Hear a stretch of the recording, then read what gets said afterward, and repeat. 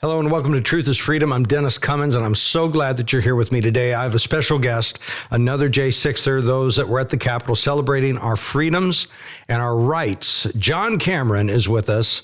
He is the first person in the state of Washington to be arrested and sent to prison for 30 days for picketing. So welcome, John. Dennis. Thank you so much for being a part. Yeah, I'm super happy to be here. Thanks for doing your part to share the truth.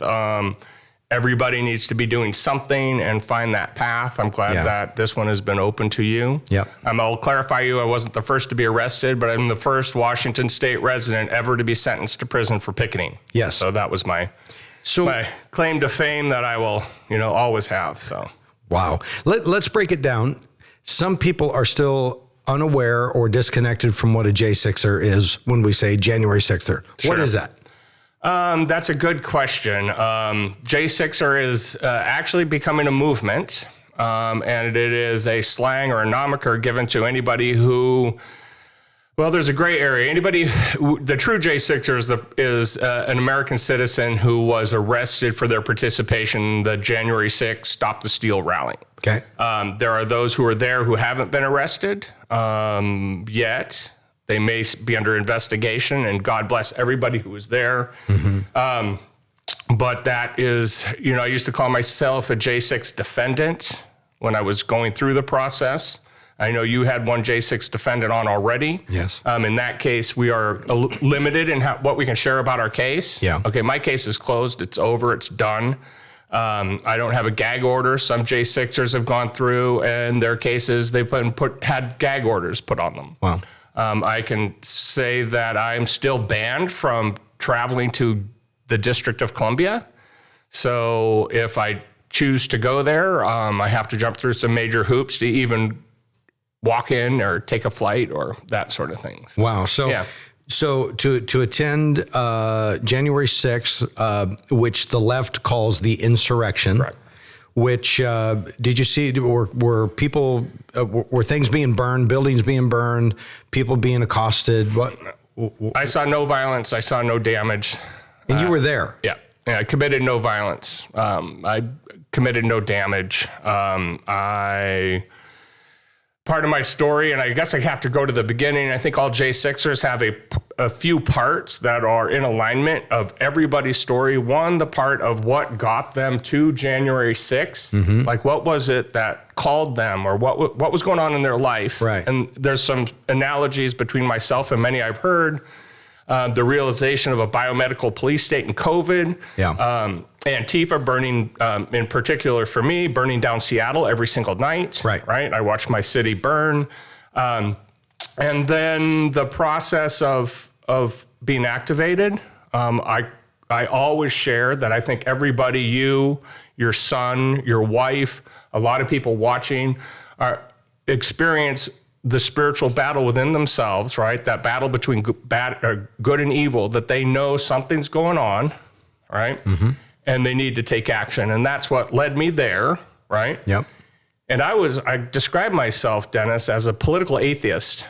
Prior to October of 2020, I couldn't even have described what a Republican or a Democrat was. Wow. I couldn't give you a definition of liberal or conservative, mm-hmm. right?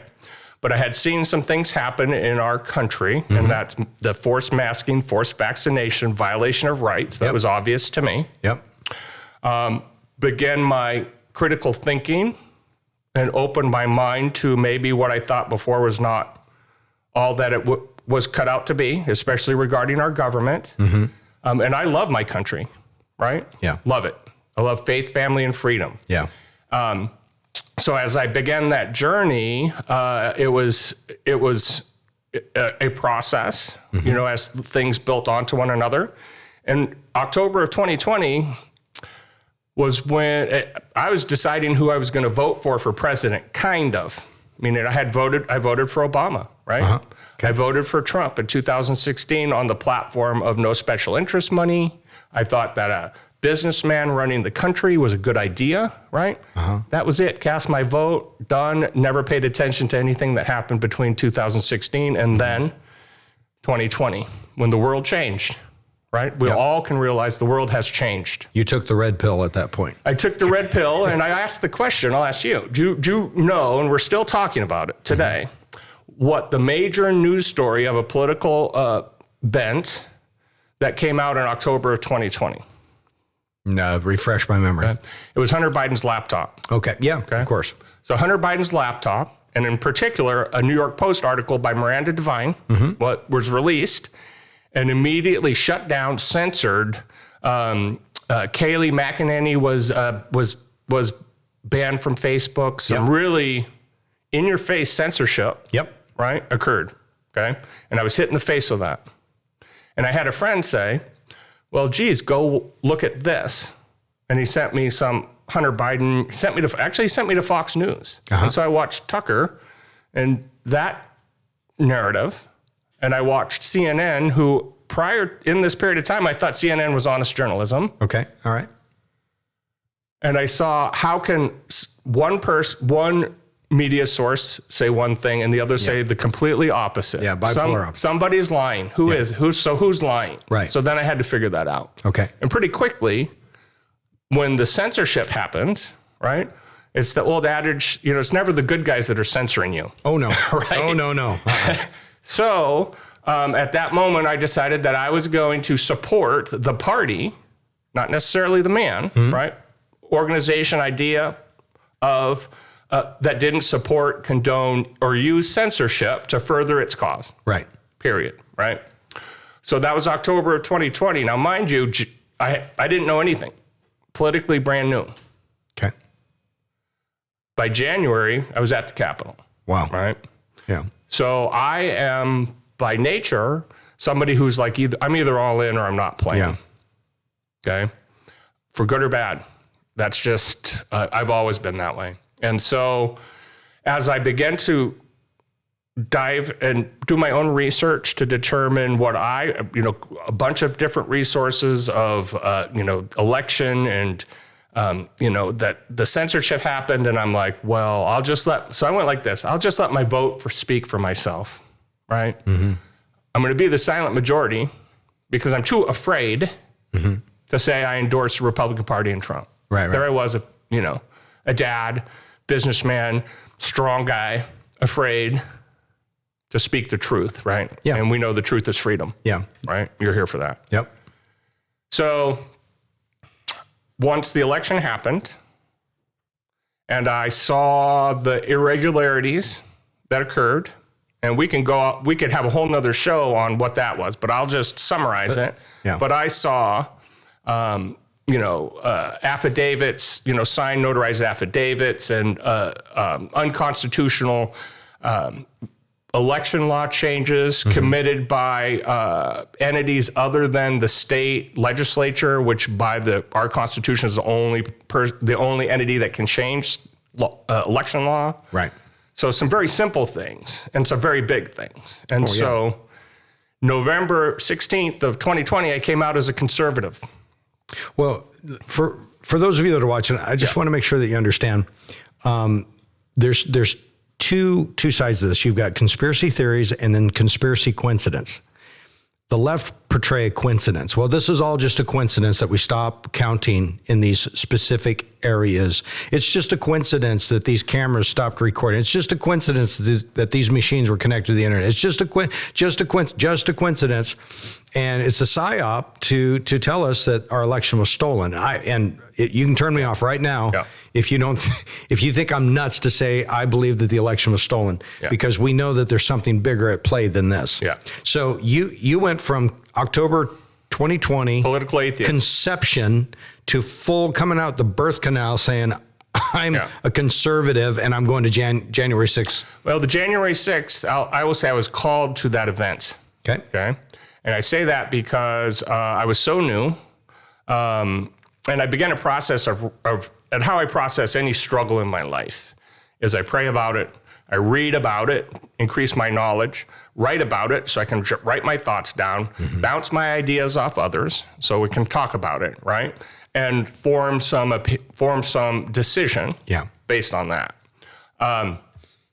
The social media, everything I was writing the biggest event that was happening. And as we followed the 1888 Election Act, right, the Electoral Act of 1888, that is the process by which the electors are, all of that happened. Yeah. So as I dove deep through all of that, and there was one big lawsuit, which was Texas versus the state of Pennsylvania. Mm-hmm. And a bunch of people got onto that, and it was punted by the Supreme Court. Yeah. Right? So I kept going, oh my gosh, nothing's being done. And then the January 6th and what was happening at January 6th, I was called to help in some way, shape, or form. And I went to January 6th, and it was the first political event of any sort that I'd ever attended. I never even met any local candidates of any sort. I went to see the president speak, and had seen some of his other events that were, just amazing. Mm-hmm. And I'll say so that's what led me there, right? So we'll say every J6er has a story that's on par with that. Similar, some different stuff, a lot very similar, a lot of brand new. I would imagine a lot of listeners or watchers are, a couple years in the making is now they're at this point. Right. So I got there, watched the event, which was at the Ellipse, and the president with 1 million people, right? I prayed with 1 million people and sang the national anthem with 1 million people and said the Pledge of Allegiance with 1 million people. And I'll talk about when we bowed our head in prayer, the power that was felt when every single head bowed, from where I was standing to the Washington Monument, right? Yep. It was earth shattering, right? So then the next part, all J6ers have. And this really wasn't being covered by mass media. Their bend. Yeah, their bent was, and their biggest narrative was that there was like 30,000 people there. Right, exactly. And I just know because the permit was for 30,000 people. But and there are very few panned out shots that I've ever seen, right? But I've been to the Rose Bowl, 100,000 plus stadium, right? And large venues like that, and it was four of those by eye, right? And you can't see everything, but it was so huge, so powerful, and kind of what we're doing. It combined patriotism, right, with prayer, right? There's this synergy of state, right, and religion that. In my eyes, it still affects me to this day. Mm-hmm. So once that ended, everybody walked, and it was, to march peacefully and patriotically, quote unquote, the part of President Trump's speech that has been cut more than any other to the Capitol. So I just followed that path. So J6ers have a story along this path, and where that path deposited them at Washington, D.C. So I had met a couple guys from New Mexico, young guys, right, 20s. And I was like, man, you guys are the future, and they were here and they were just, and so let's go. And we were walking, and the huge crowd went this way. And we're going to go this way, right? So we walked down Madison Avenue. Constitution Ave was the most heavily traveled thoroughfare. Okay. And that path dropped those J6ers at the tunnel, which everybody knows about, and where most of the serious violence, the serious charges occurred. Violence, or what does that mean? Cops shooting people protecting themselves from cops' flashbangs. The tunnel, there were people that were pressed into the tunnel and couldn't get out. Pepper sprayed, hit with batons, full-fledged.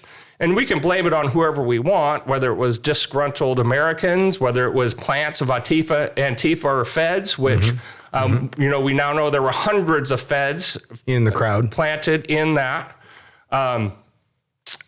But my story wasn't there. Okay. Others were, and they're the ones with the most serious charges. And part of my story is I'm one of the lucky ones, blessed by God, to not have been there. Yeah. I chose that path less traveled, right? I love that story. But, on Walden Pond, Thoreau. So we saw everyone going this way and we went this way, right? Mm-hmm. And it was much less heavily traveled. And it deposited us at the west terrace of the Capitol. Wasn't rambunctious. I have filmed the whole thing. I've seen the documentary you're filming. And I did that because I was kind of acting as a citizen journalist, right? Mm-hmm. I knew that moment was historic, mm-hmm. right? I didn't know how historic, I didn't know what, but I was also kind of doing my blogging thing, and I was writing and people were following me. And so I'll say that we'll call it the fog of war, because when you're in a situation that is so large, mm-hmm. so many people, sound, sights, I can remember the sounds and the smell of the grass and the tear gas and, the sights of trying to take it all in. It's mentally impossible for a human to take in all that visual stimuli, right?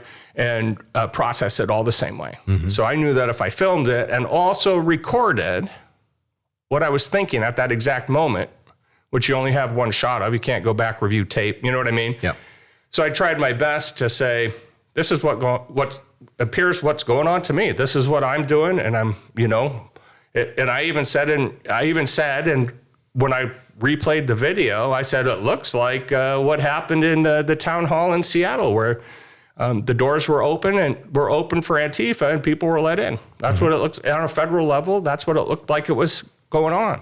So as I made my pathway, walk through the grass and my all or nothing mentality, I'm also the kind of person that at a general admission concert will boogie down into the front and put my head in the speaker and, mm-hmm. get down front.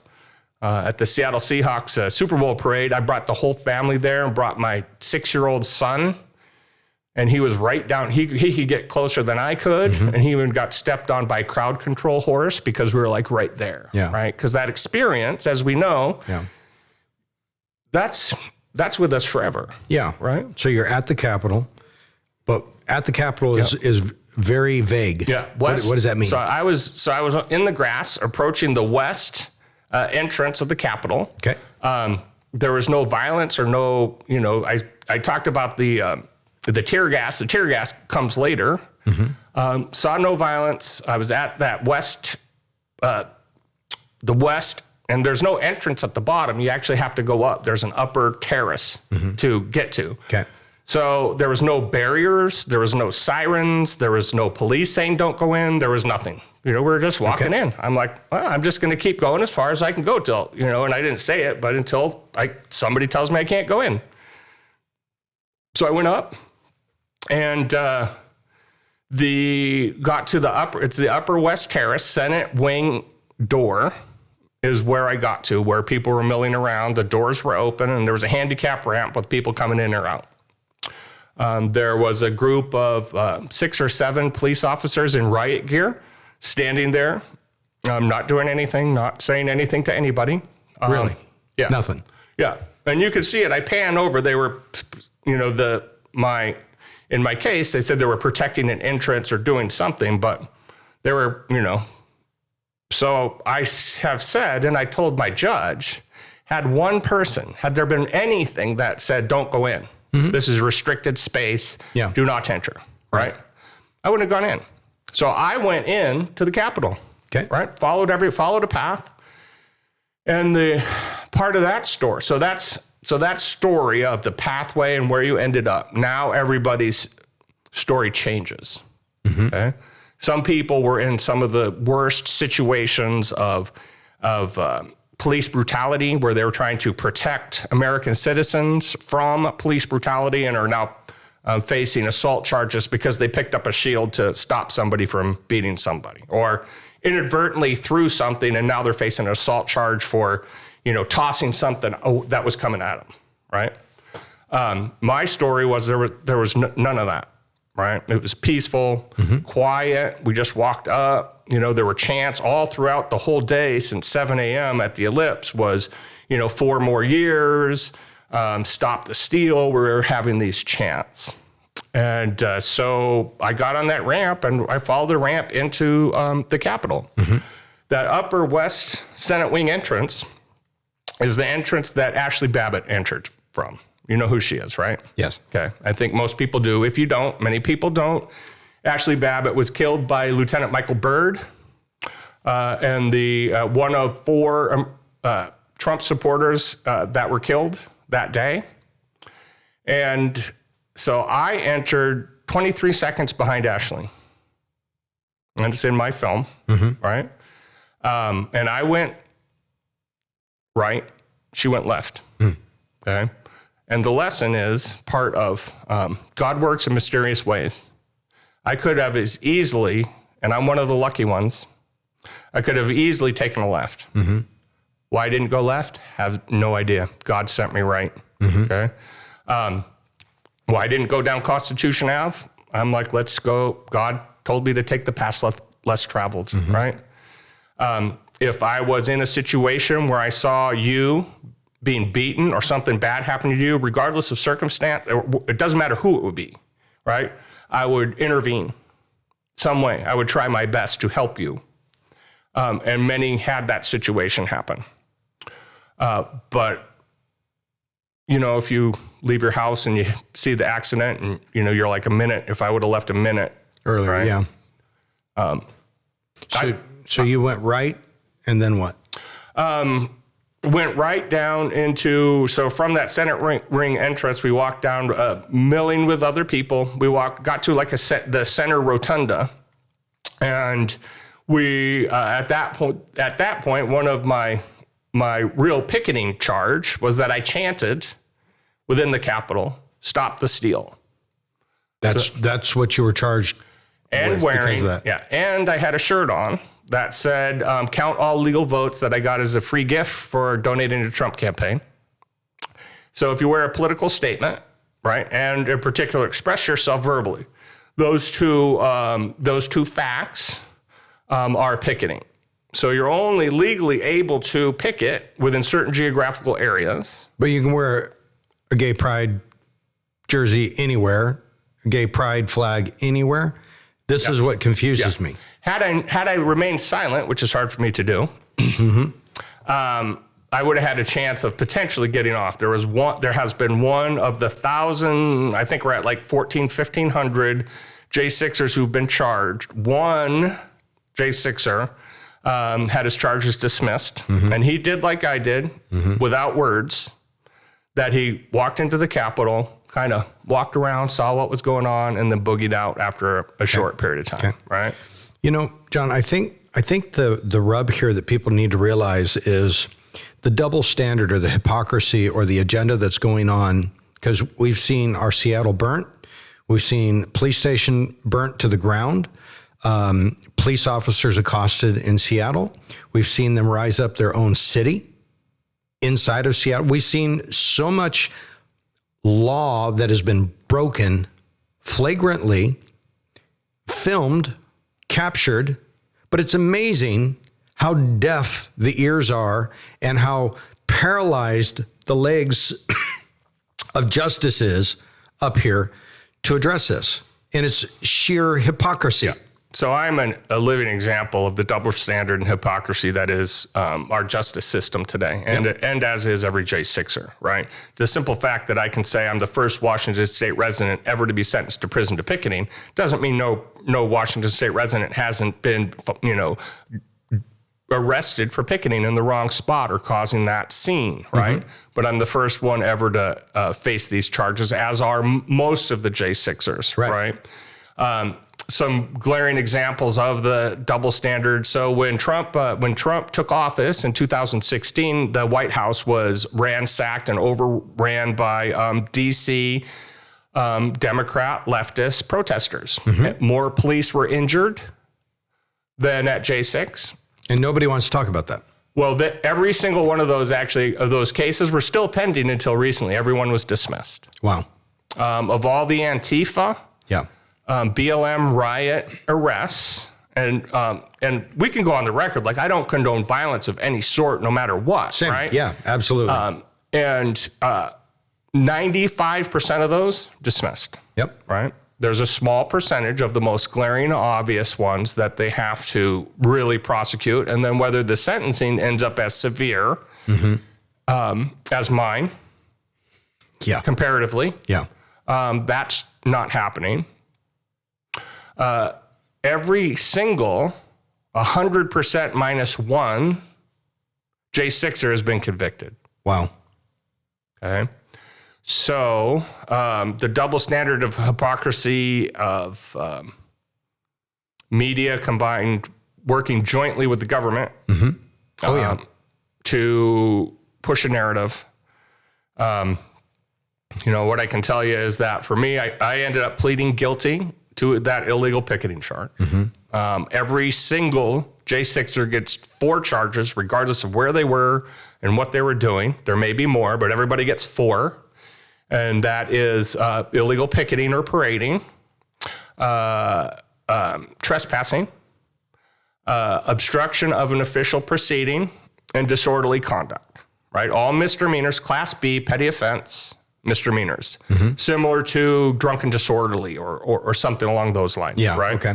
The trespassing can be thrown out because we were let in. The doors were open. There were no, the trespassing scenario has been fought and won. The obstruction of the official proceeding, the official proceeding of a restricted area too, is another one that caused the trespassing to be thrown out. Restricted area means that the Vice President, Pence, or Kamala Harris, they were already escorted out by the time things happened. Okay. Right? That stopped that building. So the level of security changed. That stopped it from being restricted. So there's some minutia of law, right? And then the disorderly conduct, like I didn't do anything disorderly, right? You just... I picketed. Stop the steal. Right. I picketed where I wasn't supposed to. Right. Now, I will say I will always advocate for election integrity and First Amendment rights. Sure. Right. Sure. And still do. So, however, the black and white of that law, there's decisions to make in any case. One, how much is it going to cost you to fight it and proceed? Yep. 2, what are the different, and in this case, jail sentences you would end up with, right? So I pled guilty, and this was early on. So I was the FBI. The FBI came to my house the first time, February 23rd. Had to deal with all the family stuff at that point. Let everybody know what was going on. Had a crying 13-year-old daughter. She was 12 at the time to discuss, right? So there's some familial impact that goes above and beyond any of this. Wait, now, are you saying that they called you on the phone or they just knocked on your door? Door knock. Okay, yeah. And then when did they come with heavy armor? No, that was later. So the first one's a friendly chat. All right. Right.